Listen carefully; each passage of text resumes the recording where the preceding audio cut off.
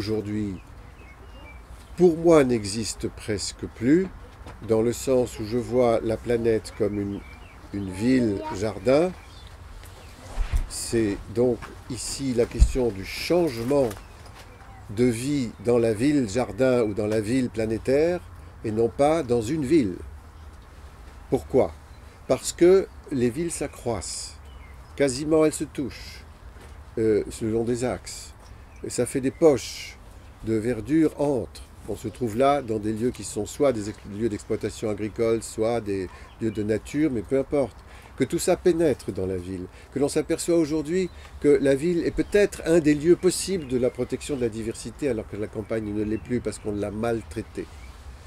Et que donc finalement, quand on parle de la nature en ville, on nous dit, qu'est-ce que, sans que j'ai encore parlé hier là-dessus avec quelqu'un du Moniteur, mais il suffit de l'accepter. Elle est d'accord pour venir en ville si on ne met pas les polluants, les désherbants et tout ce qui tue en quelque sorte. Donc pourquoi pas? Cette interpénétration, elle est quand même une réalité. J'ai encore un truc qui m'a échappé. Alors, ce travail finalement auprès des décideurs, hein, c'est comme ça qu'on dit. Oui. Le fait de côtoyer des décideurs et en même temps d'être confronté à ces alternatifs. Hein, il y en a qui auront des alternatives. Parce qu'ici, j'ai même rencontré des gens des jeunes qui disent ici, moi, mon projet, c'est aussi d'aller vivre de manière autonome entre guillemets, c'est-à-dire vivre dans des petits collectifs, pas hors société marchande, mais presque hors société marchande. Mais ça, pourquoi pas? Oui, non, mais... Ça, pourquoi pas? Il n'y a justement pas d'incompatibilité. Ça rejoint ce que j'appelle l'alternative ambiante avec cet ensemble de systèmes atomisés, de ces minuscules choses. Mais pourquoi pas? Ça, c'est pourquoi pas. Non, je reviens sur la ville. Et cette idée-là de la ville, moi je dis la planète maintenant est une ville à cause de l'anthropisation excessive de cette planète-là. Il y a trop de monde, il y en a beaucoup. D'ailleurs, on ne sait pas très bien comment on va faire si on continue pour, à force de manger le garde-manger, construire, bâtir sur les terres fertiles, comment on va continuer. Mais enfin, bon, c'est pour l'instant très difficile de parler de ça, ce sujet tabou. Hein, dès qu'on aborde la démographie, c'est un problème terrible. Mais pour donner un exemple, d'une autre manière de voir la ville et son extension, ou son urbanisme et son développement,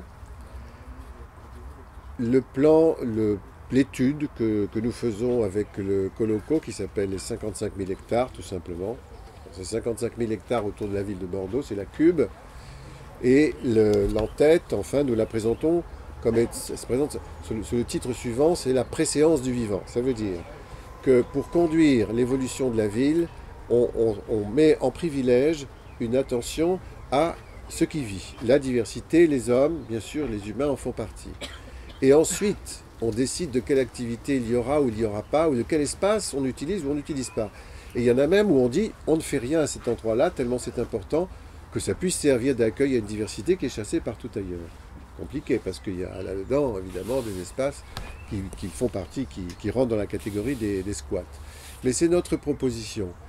Et ça rejoint les réflexions de la biorégion de Maniagui, mais en gros, ça donne quand même l'idée qu'il y a une interpénétration de cette nature, exploitée ou pas, avec la culture, éventuellement l'agriculture ou l'horticulture urbaine et périurbaine, avec la ville elle-même, comme si c'était maintenant devenu illusoire de vouloir faire une séparation très stricte. Je ne la vois pas. Et ça justifie encore plus d'ailleurs l'existence ici de la ferme du bonheur. Elle est parfaitement dans ce contexte qui est quasi futur en même temps, celui du futur. Donc je vois pas quels seraient les bons arguments, à part ceux évidemment qui seraient ceux du fric comme d'habitude, mais c'est pas des bons arguments ça, pour dire on va enlever la ferme du bonheur, même si c'est l'intention de beaucoup de gens. Voilà, parce que je crois que cette interpénétration, elle est possible. On a travaillé sur les murs à pêche de Montreuil, où on sait qu'il y a plus que 18 hectares qui ne seraient pas pollués sur 33 de murs à pêche, quand même dans une ville. C'est dense, hein, Montreuil. Hein. C'est étonnant. Mais on peut peut-être imaginer qu'on fait là une production vivrière, par exemple. Ça fait partie des projets qui ne sont pas complètement des rêves, puisque ces histoires-là existent déjà, qu'il n'y a jamais eu autant d'AMAP, ça continue à se multiplier, et ainsi de suite. Hein. Donc, ce ne sont pas forcément... Voilà, si vous voulez. Donc la question du développement de la ville à partir d'une vision strictement urbanistique aujourd'hui, c'est-à-dire comme autrefois, ne fonctionne plus. Ce n'est pas un hasard s'il y a eu 2 ou 3 prix de l'urbanisme donnés à des paysagistes.